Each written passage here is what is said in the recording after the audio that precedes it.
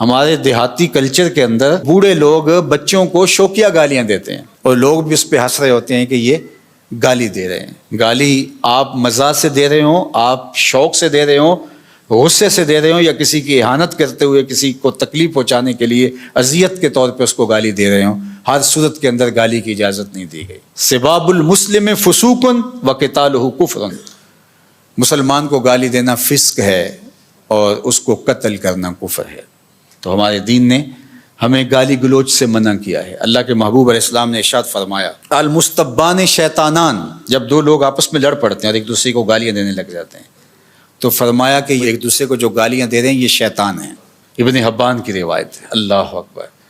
تو اتنی سختی فرمائی گئی اور ہماری بات ہی گالی سے شروع ہوتی ہے۔ دیہاتی کلچر کے اندر تو اس کو کچھ سمجھا ہی نہیں جاتا، اور کچھ لوگوں کا تقیہ کلام گالی سے ہوتا ہے اور وہ اس کو اپنا فن قرار دے رہے ہوتے ہیں اور وہ کہتے ہیں کہ میں بہادر ہوں، گالی کے بغیر بولتا ہی نہیں ہوں۔ تو یہ کمال نہیں ہے۔ مسلمان تو کون ہے؟ المسلم من سلم المسلمون من لسانہ و یدہ۔ مسلمان کی تعریف یہ کی گئی ہے کہ جس کی زبان سے اور جس کے ہاتھ سے دوسرے مسلمان محفوظ رہیں۔ کیسے؟ کہ وہ ان کی تکریم بجا لاتا ہو۔ ایسے نہیں ہے کہ اس کے شر سے بچنے کے لیے آپ اس کی تکریم کریں اور پھر وہ آپ پر رعایت کر جائے اور آپ کو گالی نہ دے۔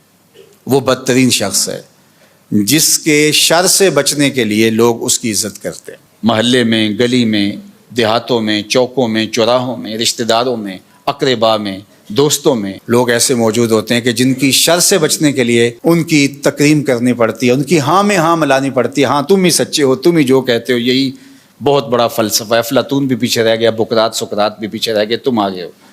اس کی تائید کرنی پڑتی ہے، اس کی تصویب کرنی پڑتی ہے کہ جو تم کہہ رہے ہو یہی درست ہے، یہی عقل و بینش اور دانش کا منبع و مصدر ہے اور سارا نور یہاں سے پھوٹتا ہے۔ کہ اگر اس کی بات سے اختلاف کیا تو وہ گالی